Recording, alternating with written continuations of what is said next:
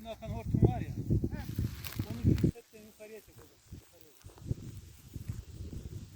Ha hocam orada hocam üstünden geçsin ya. Hocam üstünden geçsin.